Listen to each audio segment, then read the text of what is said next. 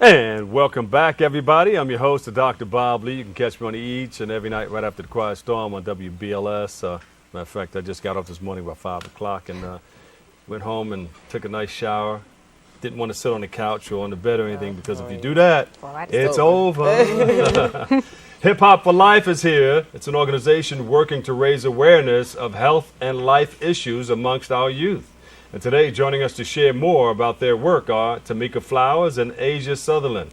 Welcome you guys to the show. Thank you. Always nice to see you Good guys. morning. The sun's shining. Although it's raining outside or maybe raining outside. Right. Yes. You have these nice, bright, sunshiny eyes and big smiles. Awesome. Thank you. Welcome. Thank you so much for having us. Hip Hop for Life. Yes. Tell us about it. Whew. So Hip Hop for Life is an award-winning youth development organization based right here in New York City. Started back in 2003, so we're celebrating 11 years. And it really is an organization that provides interactive programming for young people to really work with them around building character, developing them personally, professionally, and really creating more education and importance around health and wellness. And also at the same time, really focusing on those college and post-secondary readiness skills and career planning. Yeah, because there are a lot of people involved in hip-hop or in the hip-hop culture. Right.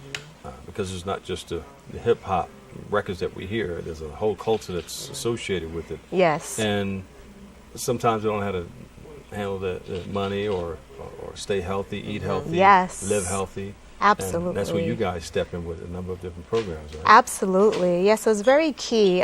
We work in several schools throughout New York City, several sites, and Asia can kind of give a little bit more insight into what that looks like in our schools. Yeah. What does that look like, and how do you engage the youth and get involved? So what we really try to focus on is building and providing interactive programming for young people that really help to engage them and also empower them to be successful. So we come into the schools. We're actually in about 25 schools and sites right now in the New York City area, in addition to New Jersey, as well as Philadelphia. So in the New York area, we really hire teaching artists that can come in and really provide that sort of interactive experience for the young people, get them engaged, and really connect to the young people in a really impactful way. So we work with them around different life skills, such as how to tie a tie for young men, for young ladies, maybe how to groom themselves or how to wear certain clothing that fits their body type, and just really help them to reach their goals and also reach their vision for themselves as well. Yeah, And yeah. we also understand that self-esteem is really big. It's a big problem and in our city. yeah, it's really a big problem. And you can go in and talk to young people at any point around, whether it's stay in school, practice academically, not have, unprotected sex or sex at all. But if you don't instill a sense of self-worth, self-efficacy, as well as vision in young people, then all the other stuff you try to work with them on is just kind of done in vain because they don't really believe that they can accomplish that. And that's what Hip Hop for Life focuses on, instilling that level of self-worth in young people so that everything else we teach them, they're able to really get and really want to move forward with their personal growth and academic success. Do you feel that, it's easier to work like with 10 students in the classroom as opposed to 100 and something in an auditorium? Because, they're sitting with one another and you're way up there talking and they're like, and they're goofing and carrying on. And they're really showing out amongst one another. But when you get them in a smaller classroom setting, then you can tackle some situations, some issues. Right. Yeah, that is absolutely true, and that's our model. We do the larger scaled events, like we have our annual Youth Fest that we do every year. It's coming up. Actually, we're doing it during All-Star Weekend in February, so that'll be the next one. You'll be invited. But we do like Are we going away also? Where's it being It's held? here in New York. It's here in New York? Yes, we are capitalizing on the ready? moment. Absolutely. It's just, you didn't hear what we were talking about. We have Absolutely. All-Star Weekend. You going to play the music? All right.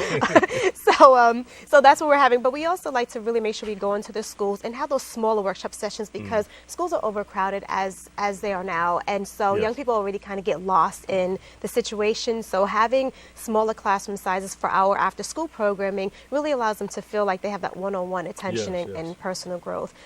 So, be able to do that and really retain them and keep them going throughout the school year is one of the things that we really pride ourselves on. That's where the follow-up comes in. Yes. A lot of people Yes. just come into a school and You know, they say what they're going to say and they get out, and there's no Yeah. real follow-up. There's They don't no come back. follow-up. Yeah. So the kids go Yes. right back into, because the kids come in every day. You know, Yes. this is what we're used to doing. But Yeah. if you come in with that follow-up, you like shake them up. Like, oh yeah, Yeah. I remember you guys were here before. I know what you stand for, and you were telling us about this and Exactly. that. So you know, repetition is the key. Yeah. I actually ran into a young lady yesterday, this weekend actually, that was at our very first Hip Hop for Life event ever. And now she's 26 and she remembered that. So Yeah. that was so important for us to, And you you know. have instilled in their minds Yeah. something that they're going to remember for the rest of their Yeah. lives. And they look for us. You know, they look for every week. We usually do weekly programming throughout the school year, and they look for our staff every week. So they know on that day, if it's a Thursday or Friday of programming, they're like, "Oh, where's so and so?" You know, they're ready to come to that program or that club. So Yeah. it's really exciting, and it's very rewarding for the young people. How do you grasp hold of a certain group of people or a person? Because people are into their own thing. You know, what methods or methodologies that you got? What do you use?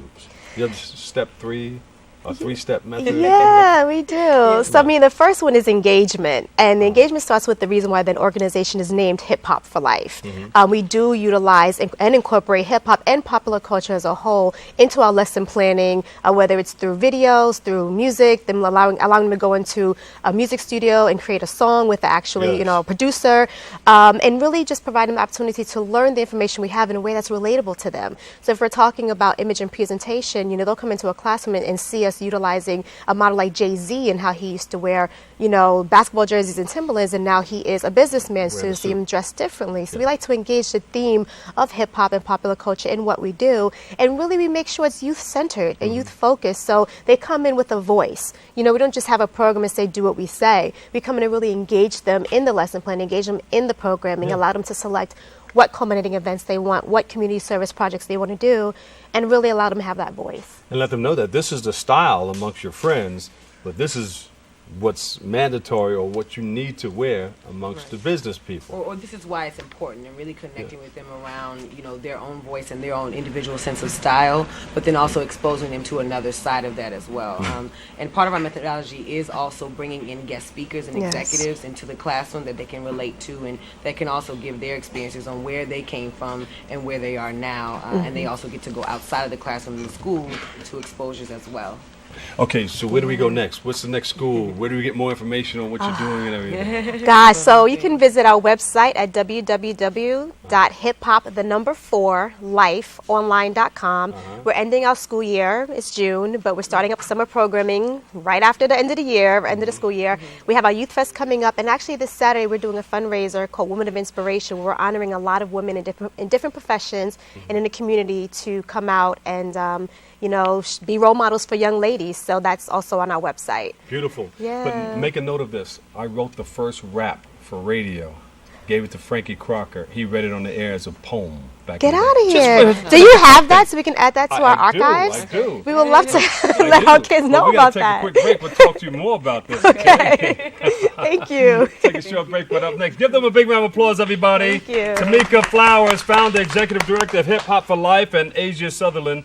Thank you very much, the program manager for Hip Hop for Life, and we will be talking more. Okay, find Yes, out we what you guys are will. doing to for the edification of young minds in our school system. Up next, we'll hear from a young singer and songwriter, The Positive Mission.